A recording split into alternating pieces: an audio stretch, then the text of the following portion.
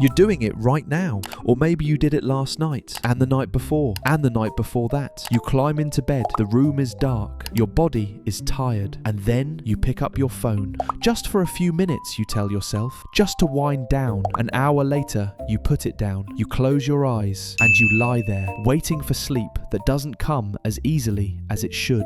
You wake up tired, you reach for coffee, you get through the day, and then you do it again.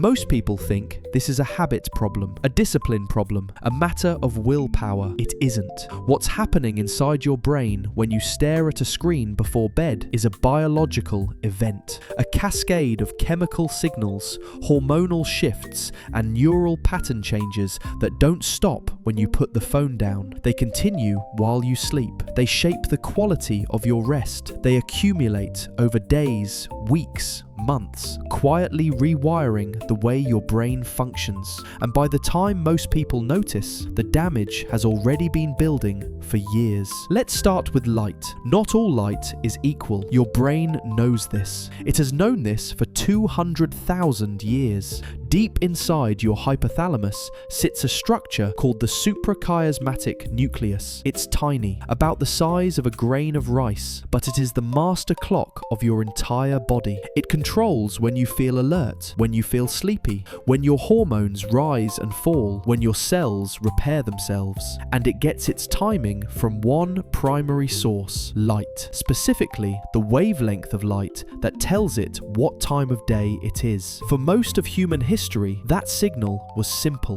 When the sun rose, blue spectrum light flooded the environment. The clock said, morning, be awake, be alert, produce cortisol, suppress melatonin. When the sun set, that blue light disappeared. Warm firelight replaced it. The clock said, night, wind down, release melatonin, prepare for sleep. Your phone screen emits light with a color temperature between 6,000 and 6,500 Kelvin. That is almost identical to midday sunlight. When you stare at that screen in a dark bedroom at 11 p.m, your suprachiasmatic nucleus receives one very clear message. It is noon.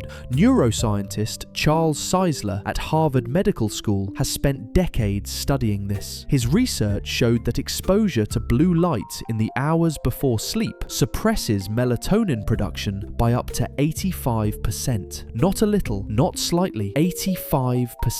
Melatonin is not a sleeping pill. It is a signal. It tells every cell in your body that darkness has arrived, that it's time to shift into repair mode, that sleep is coming. When that signal is suppressed, your body doesn't know it's night, so it doesn't prepare for sleep. It prepares for activity. Your core body temperature stays elevated when it should be dropping. Your heart rate stays slightly higher than it should. Your alertness remains switched on even as you lie in the dark, staring at the ceiling. You're not struggling to sleep because you're stressed. You're struggling to sleep because your brain genuinely believes it's the middle of the afternoon. But it doesn't stop there. Researcher Matthew Walker at the University of California, Berkeley, one of the world's leading sleep scientists, found something that should change how every person thinks about their phone. The sleep you lose isn't just lost time, it's lost function. Specifically,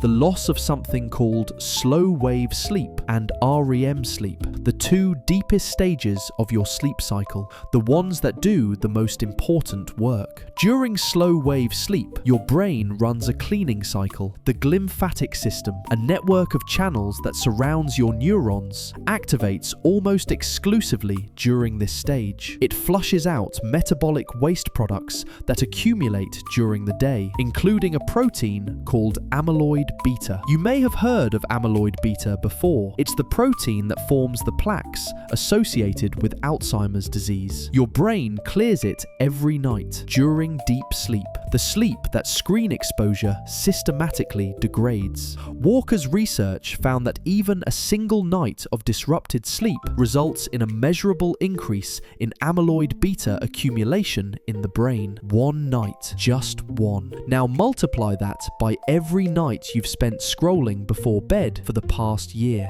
The implications are not comfortable to sit with, but the damage doesn't only accumulate slowly. Some of it happens immediately, every single night. REM sleep, the stage where you dream, is when your brain processes emotional experiences, when it takes the raw, charged emotional content of the day and strips away the emotional intensity while preserving the memory. Think of it as a filing system. During REM sleep, your brain takes the events of the day, especially the stressful ones, the painful ones, the unresolved ones, and transfers them from short-term emotional storage into long-term memory. In the process, it removes the sharp edge. The thing that felt devastating at 3 p.m. feels more manageable after a night of good sleep.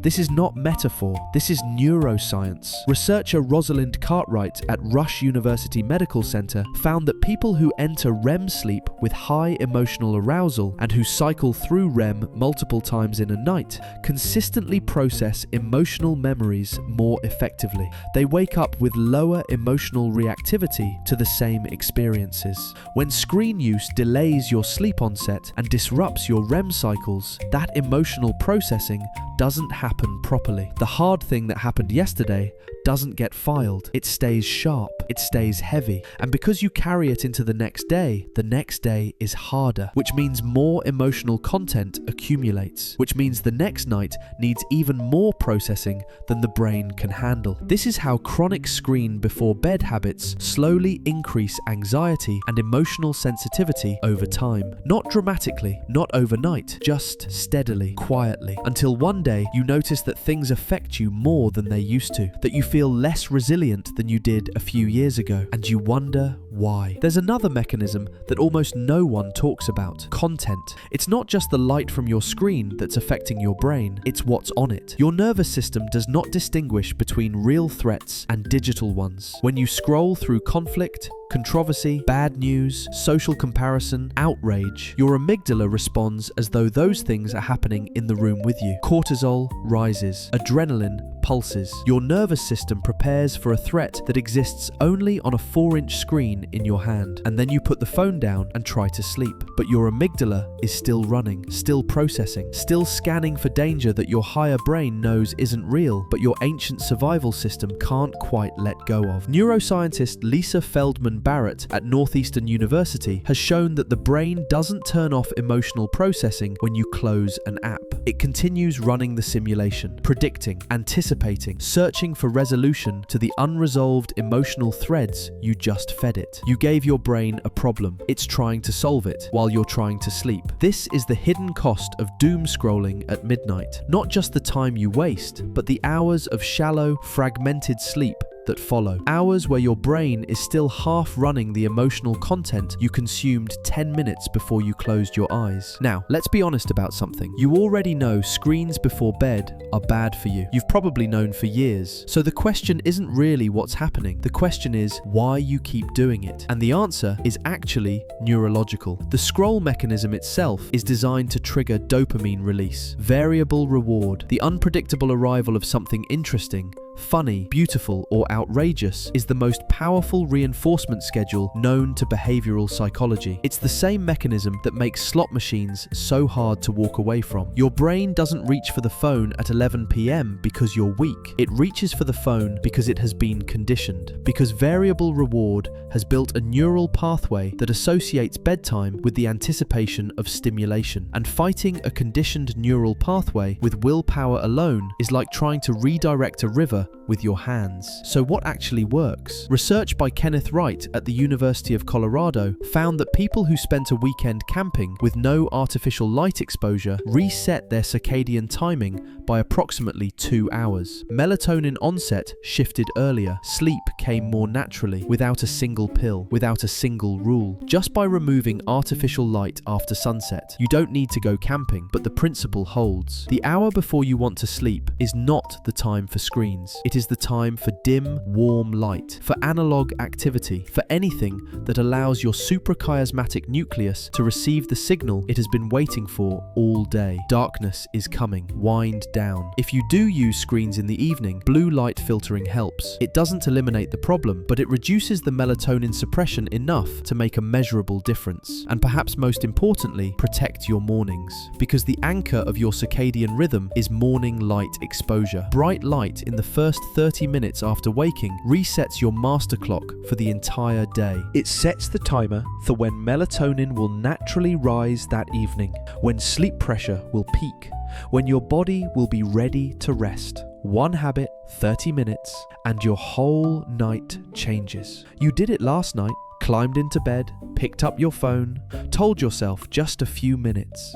Inside your hypothalamus, a grain of rice-sized clock received a signal it couldn't ignore. It is noon, and your brain, obedient as always, believed it.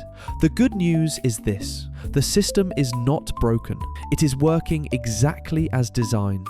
It just needs different information. Give it darkness, give it time, give it the signal your ancestors gave it every night for 200,000 years without even trying, and it will do the rest.